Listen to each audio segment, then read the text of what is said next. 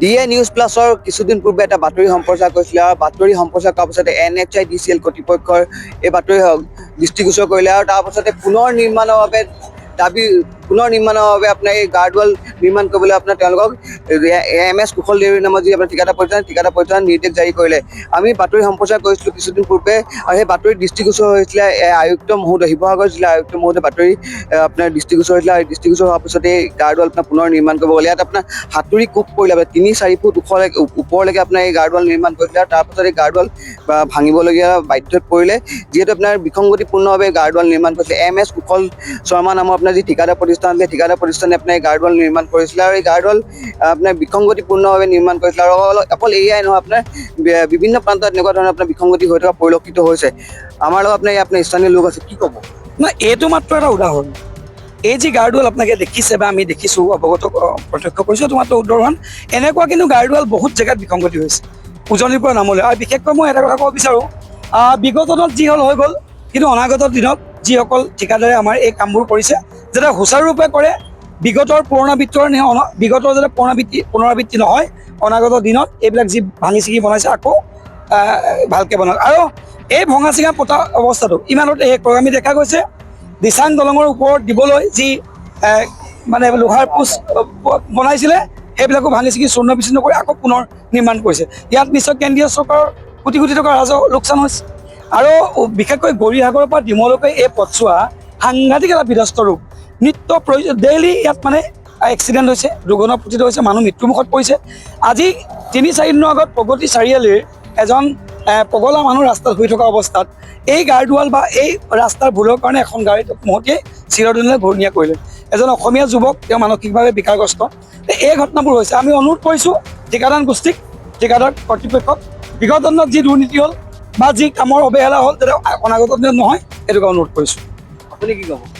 প্ৰথম কথা হৈ গ'ল, এই বাতৰি সম্প্ৰচাৰ কৰাৰ পিছতহে যে এই বস্তুটো দেখা পায় যে এটা বিভাগীয় কৰ্তৃপক্ষ থকাৰ অৱস্থাত তদাৰক নহয় কিয়? মই ভাবোঁ অকল এইখনেই নহয়, আৰু বিভিন্ন জেগাত, আৰু যদি অনুসন্ধান কৰে এই বিভিন্ন জেগাত আৰু এনেকুৱা বিসংগতিপূৰ্ণ কাৰ্য চলি আছে।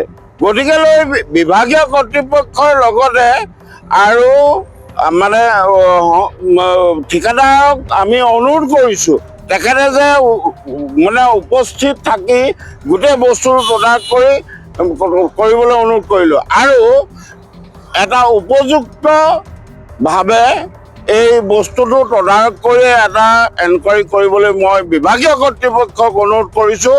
আৰু অনাগত দিনত যে এইটো লৈ পেলাই দুৰ্ঘটনা ঘটি পেলাই বিভিন্নজনৰ মৃত্যুবৰণ কৰিবলগীয়া নহয়, অঘটন নকৰক, এইটো আমি কামনা কৰোঁ। আৰু ঘটিবলৈ যেন সুবিধা নাপায়, এইটো এটা তদন্ত অনুৰোধ কৰিলোঁ, তদন্ত কৰিব। হয়, মই আপোনাৰ পুনৰবাৰ এইফালে দেখাবলৈ অনুৰোধ জনাওঁ। আপোনাৰ ইয়াত ৩-৪ ফুট ওখলৈকে আপোনাৰ এইখন গাৰ্ডৱাল নিৰ্মাণ কৰিছিলে, এটা হাতুৰি কোব পোৱাৰ পিছত আপোনাৰ এইখন ভাঙিলে। আৰু অনাগত দিনত আপোনাৰ লক্ষণীয় হ'ব যে আপোনাৰ ইয়াত MS কুশল শৰ্মা নামৰ যি আপোনাৰ ঠিকাদাৰ প্ৰতিষ্ঠান, সেই প্ৰতিষ্ঠানৰ ওপৰত আপোনাৰ NHIDCL কি ব্যৱস্থা গ্ৰহণ কৰিব বা আপোনাৰ বিভাগীয় যি কৰ্তৃপক্ষ আছে, সেই কৰ্তৃপক্ষই কি ব্যৱস্থা গ্ৰহণ কৰিব।